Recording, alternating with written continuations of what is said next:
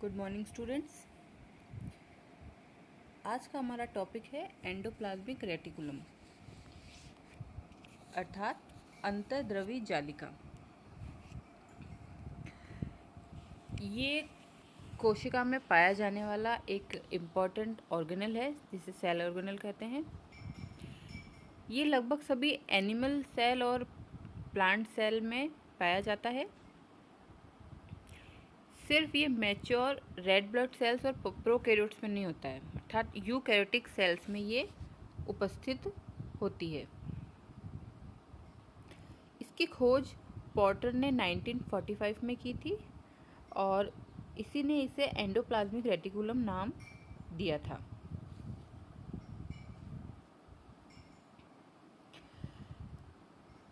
जैसा कि हम जानते हैं कि ये यूकैरियोटिक सेल का एक इम्पॉर्टेंट ऑर्गेनल है और प्रोकैरियोटिक सेल में ये नहीं पाया जाता है। इसी प्रकार ये स्पर्मेटोसाइट यानी कि शुक्राणु कोशिका में भी कुछ मात्रा में यानी कि केवल वेसिकल्स के रूप में पाया जाता है और ये मुख्य रूप से प्रोटीन और उसके लिपिड्स के प्रोडक्शन और उसके ट्रांसपोर्ट से संबंधित है। तो ये इसमें ये बहुत ही अपनी महत्वपूर्ण भूमिका निभाता है। The endoplasmic reticulum produces transmembrane proteins and lipids for its membrane and for many other cell components including lysosomes, secretory vesicles and Golgi apparatus, the cell membrane and the plant cell vacuoles.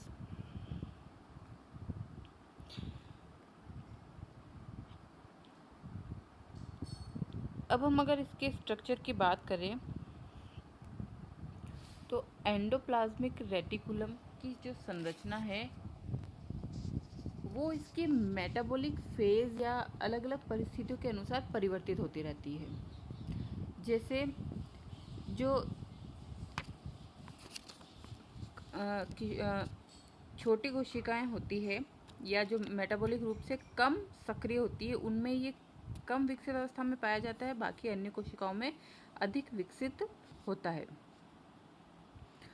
और इसका जो structure होता है वो मुख्य रूप से दो भागों से मिलकर बना होता है, सिस्टर्नी एंड शीट्स, जिन्हें हम वेसिकल्स भी कह सकते हैं। The endoplasmic reticulum membrane system can be morphologically divided into two structures, cisternae and sheets. और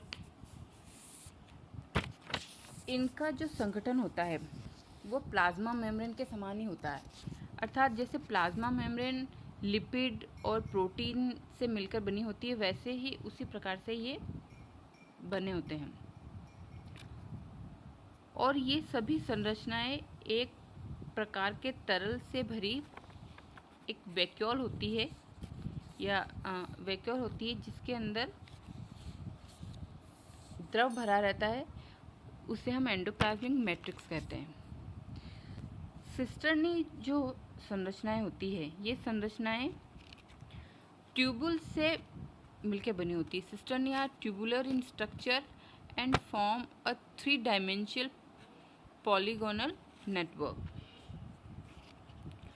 और ये जो संरचनाएं होती है सिस्टर्नी, ये प्रोटीन संश्लेषण से संबंधित जो कोशिकाएं होती है, अर्थात ऐसी कोशिकाएं जिनसे प्रोटीन का संश्लेषण अधिक होता है, जैसे कि पेनक्रियाज है, लीवर है, नोटोकॉर्ड, ब्रेन या एंडोक्राइन ग्लैंड्स हैं, उन कोशिकाओं में ये अधिक स्पष्ट होती है।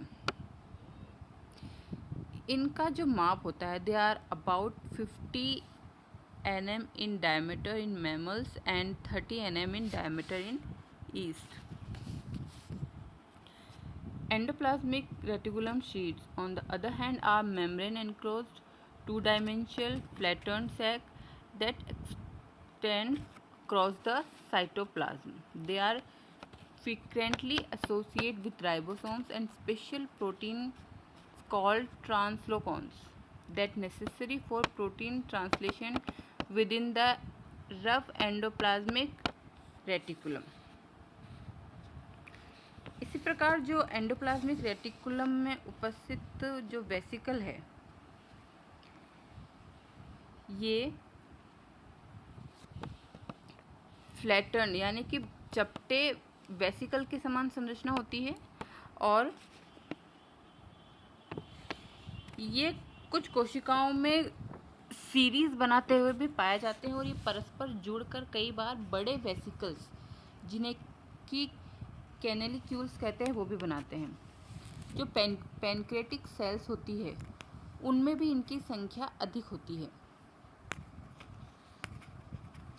और प्रोटीन संश्लेषण से रिलेटेड जो सेल्स होती है उनमें भी ये अधिक मात्रा में पाए जाते हैं।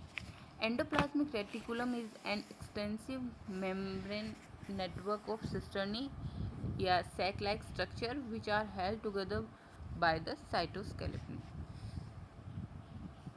साइटोस्केलेटन से जुड़े सैक के समान स्ट्रक्चर होते हैं। इसे चित्र में हम देख सकते हैं। इसमें जो सिस्टर्नीज है वो इस तरह की संरचना है, ट्यूबुल्स के समान इसमें स्ट्रक्चर दिखाई दे रहा है, जिसे उसके बीच में जो स्पेस है वो सिस्टर्नल स्पेस है जो कि मैट्रिक्स कहलाता है और इधर न्यूक्लियर एनवलप है जिससे ये यहाँ पर जुड़ी हुई रहती है।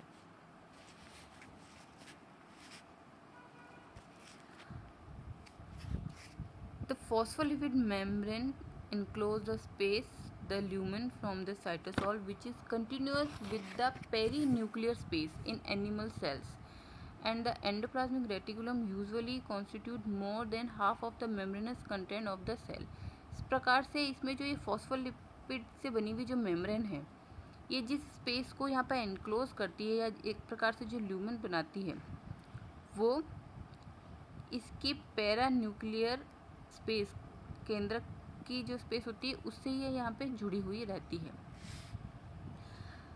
अब यहाँ पर हम इसके जब टाइप्स की बात करते हैं एंडोप्लाज्मिक रेटिकुलम के, तो इसकी जो मेम्ब्रेन होती है उस पर राइबोसोम की उपस्थिति और उसकी क्रियाशीलता के आधार पर ये दो प्रकार की हो सकती है। Differences in certain physical and functional characteristics distinguish the two types of endoplasmic reticulum known as rough endoplasmic reticulum means RER and smooth endoplasmic reticulum.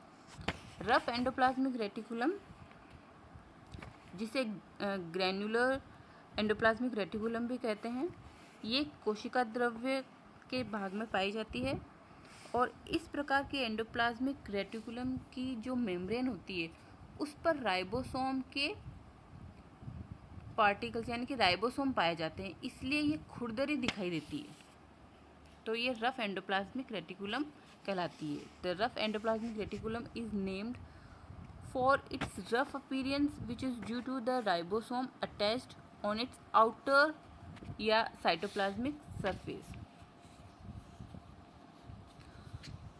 और इन सेल्स की जो एंडोप्लाज्मिक रेटिकुलम होती है इनमें सिस्टर्नी अधिक होती है और जो वेसिकल्स यानी कि शीट्स होते हैं वो कम होते हैं और इस प्रकार की एंडोप्लाज्मिक रेटिकुलम प्रोटीन सिंथेसिस और ट्रांसपोर्ट करने वाली जो सेल्स होती है उनमें अधिक पाई जाती है। The ribosome on rough endoplasmic reticulum specialized in the synthesis of protein that possess a signal sequence that directs the specifically to the endoplasmic reticulum for processing। यानी कि इसमें जो रफ एंडोप्लाज्मिक रेटिकुलम पे जो राइबोसोम पाए जाते हैं वो कुछ विशेष प्रकार के जो प्रोटीन होते हैं जो कि सिग्नल लेने में या सिग्नल जो सीक्वेंस होते हैं उनको आगे पहुंचाने में मदद करते हैं, उन प्रोटीनों का यहाँ पर ये संश्लेषण करती है। Protein synthesized by the rough endoplasmic reticulum have specific final destination and some protein, for example, remain within the endoplasmic reticulum whereas other are sent to the Golgi complex या Golgi apparatus which lies next to the endoplasmic reticulums। proteins secreted from the Golgi apparatus are directed to lysosomes or to the cell membranes. Still other are destined for the secretion to the cell exterior. अर्थात ये जो metabolic जो reactions होती है उसमें active जो sales होती है या उससे संबंधित जो कोशिकाएं होती हैं, जैसे कि प्रोटीन और एंजाइम को सीक्रेट करने वाली सेल्स है, pancreatic acinus cells, plasma cells और फाइब्रोब्लास्ट सेल्स है, उन सब में ये उपस्थित होती है.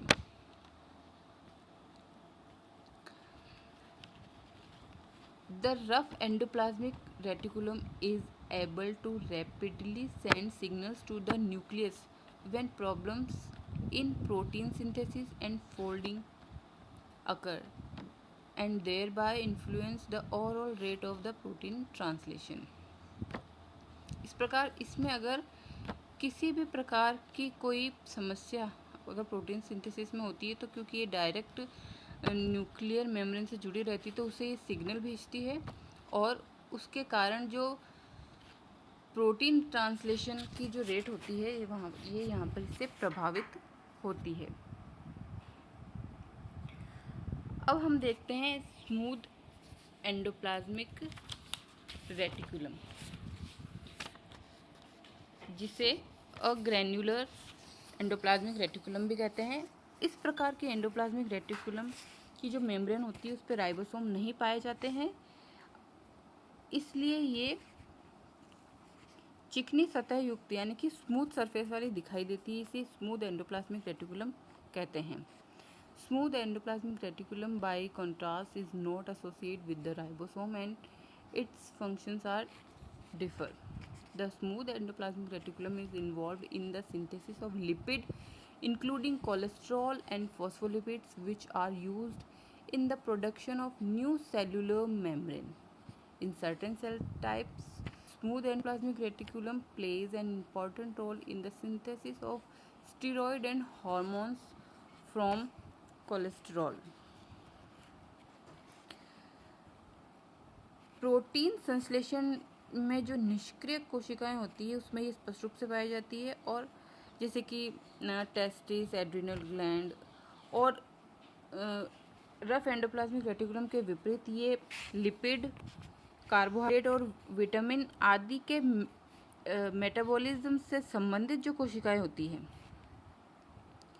उनमें ये अधिक पाई जाती है, जैसे liver, muscle cell, retinal cell और जो इंटेस्टाइन की जो सेल्स होती है या जो WBC होती है उनके अंदर. In cells of liver it contributes to detoxification of drugs and harmful chemicals, and the sarcoplasmic reticulum is a specialized type of smooth endoplasmic reticulum that regulates the calcium ion concentration in the cytoplasm of the straight muscles. अर्थात ये पेशी कोशिकाओं में एक प्रकार का जाल बनाती है जिसे सार्कोप्लाज्मिक रेटिकुलम कहते हैं, और इसमें ये कैल्शियम आयन को जो तंत्रिका आवेग होता है उसके पहुंचने पर मुक्त करने का कार्य करती है. अब अगर हम फिर से इसके फंक्शन की बात करें तो हम पाते हैं कि जो एंडोप्लाज्मिक रेटिकुलम होती है वो मुख्य रूप से प्रोटीन और जो अदर कार्बोहाइड्रेट्स होते हैं जो कि अदर ऑर्गेनल्स तक पहुंचाने हैं उनके ट्रांसपोर्टेशन में ये हेल्प करते हैं, और ये सेल्यूलर रिएक्शन के लिए इंक्रीज सरफेस एरिया प्रोवाइड करती है. इसी प्रकार से ये प्रोटीन, लिपिड, ग्लाइकोजन और अदर जो स्टेरॉइड्स होते हैं जैसे कि कोलेस्ट्रॉल है, प्रोजेस्टेरॉन है या टेस्टोस्टेरोन है, उनके सिंथेसिस में भी ये महत्वपूर्ण रोल निभाती है. Thank you.